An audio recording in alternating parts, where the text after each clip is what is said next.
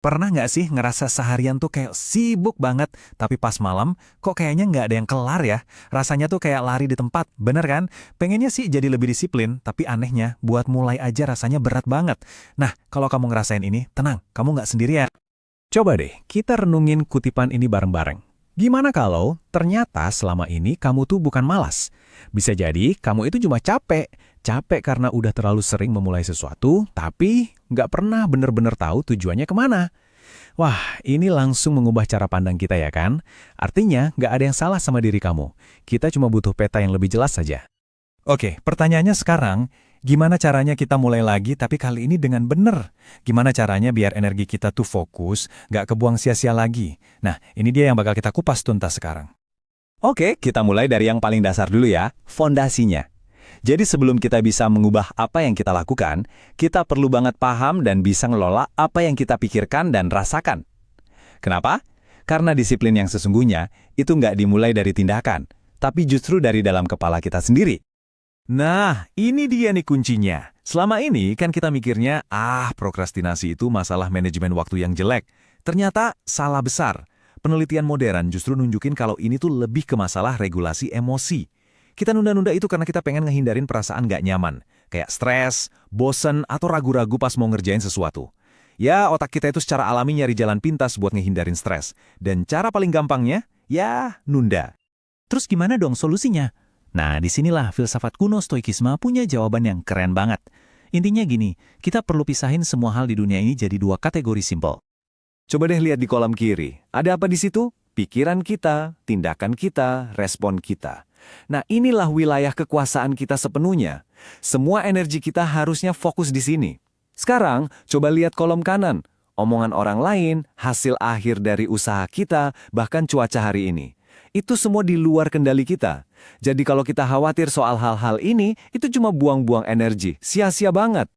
Marcus Aurelius, seorang kaisar Romawi sekaligus filsuf stoik, ngerangkum ini dengan sempurna banget. Dia bilang, kekuatan sejati itu baru kita temukan pas kita sadar kalau kendali utama kita itu ada di pikiran kita, bukan pada kejadian-kejadian di luar sana. Nah, ini adalah fondasi paling penting dari semua disiplin diri. Oke, mantap. Fondasi mentalnya udah kita pegang ya. Sekarang, kita lanjut ke bagian yang lebih praktis. Apa aja nih alat-alat atau perangkat yang bisa langsung kita pakai pas rasa mager dan pengen nunda itu muncul? Nah, ini nih mantra saktinya. Coba tanamkan ini di kepala. Kerjain dulu aja. Soalnya, banyak banget dari kita yang nungguin mood atau motivasi datang dulu, baru mau gerak. Padahal itu mindset yang salah kaprah. Orang yang beneran disiplin itu nggak nunggu motivasi. Mereka mulai aja dulu. Ajaibnya, motivasi itu seringkali datang belakangan, sebagai hasil dari tindakan kita. Jadi, mulai sekarang, anggap motivasi itu bonus ya, bukan syarat. Nah, salah satu cara paling ampuh buat ngerjain dulu aja itu adalah pakai teknik Pomodoro. Mungkin udah ada yang pernah denger ya. Metode ini tuh simple banget, tapi efektifnya luar biasa. Kenapa?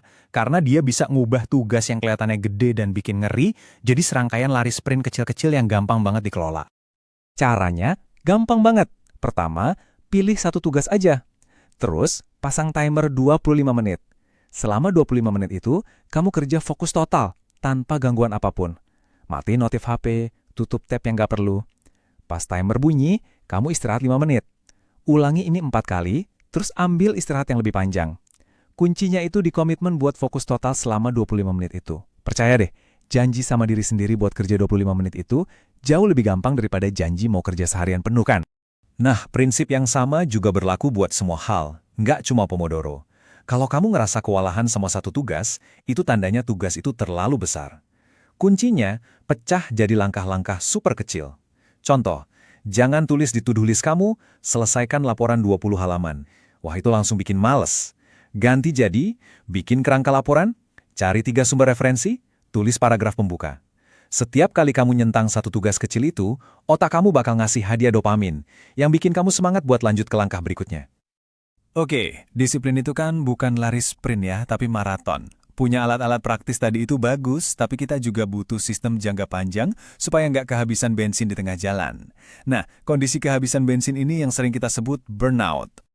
Menurut WHO atau Organisasi Kesehatan Dunia, burnout itu didefinisikan dengan sangat jelas.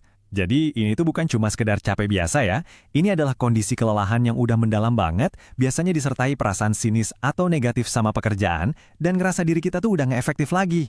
Ini kondisi serius yang benar-benar harus kita cegah. Terus gimana cara mencegahnya? Jawabannya ada di satu hal, melatih kecerdasan emosional, atau yang sering disebut EQ. Gampangnya, EQ itu kemampuan kita buat ngenalin, mahamin, dan ngelola emosi kita sendiri dengan cara yang positif. Tujuannya apa? Ya buat ngurangin stres dan lebih jago ngadapin tantangan. Caranya gimana buat ningkatin EQ? Pertama, coba deh lebih peka sama sinyal dari tubuh kamu. Kalau mulai stres, biasanya ada tandanya kan? Sakit kepala, gampang capek. Terus, jangan abaikan emosi kamu, akui aja apa yang kamu rasain. Nah, yang juga penting banget adalah bikin batasan yang jelas antara kerjaan sama kehidupan pribadi. Dan terakhir, coba deh setiap hari luangkan waktu sebentar buat refleksi, mikirin apa yang udah dilakuin dan dirasain hari itu. Ini cara yang ampuh banget buat tetap nyambung sama diri sendiri. Oke, kita udah ngebahas soal fondasi mental, alat-alat praktisnya, sama sistem jangka panjangnya. Sekarang, kita sampai di bagian paling penting dari semua ini. Langkah pertama kamu. Apa yang bakal kamu lakuin tepat setelah ini selesai? Oke, hal pertama yang harus kita semua ingat, buang jauh-jauh pikiran kalau besok pagi kamu bakal bangun jadi orang baru yang super disiplin. Itu nggak realistis. Ekspektasi kayak gitu cuma bakal bikin kamu kecewa nantinya. Karena disiplin sejati itu bukan soal itu. Disiplin sejati itu soal keberanian. Keberanian buat apa? Buat memulai. Cuma itu.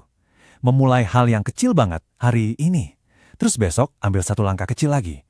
Tumbuhkan dari langkah-langkah kecil inilah yang nanti bakal jadi momentum dan ngebangun perubahan besar seiring waktu. Dan mungkin langkah pertama yang paling penting, yang paling krusial dari semuanya adalah ini. Maafkan diri kamu sendiri. Maafkan semua penundaan yang udah kamu lakuin di masa lalu. Ini bukan cuma omong kosong loh. Penelitian nunjukin kalau makin kita nyalain diri sendiri karena nunda, malah makin sering kita nunda lagi. Jadi yuk lepasin beban itu. Anggap hari ini sebagai awal yang baru. Jadi saya mau ninggalin kamu dengan satu pertanyaan. Bukan 10 hal, bukan 5 hal. Cukup satu. Apa satu hal paling kecil yang bakal kamu mulai begitu ini selesai? Mungkin cuma masang timer Pomodoro 25 menit, atau mungkin langkah pertamanya adalah bener-bener maafin diri sendiri. Apapun itu, coba deh putuskan sekarang juga dan berkomitmen buat ngelakuin itu. Karena perjalanan ribuan kilometer pun selalu dimulai dari satu langkah pertama.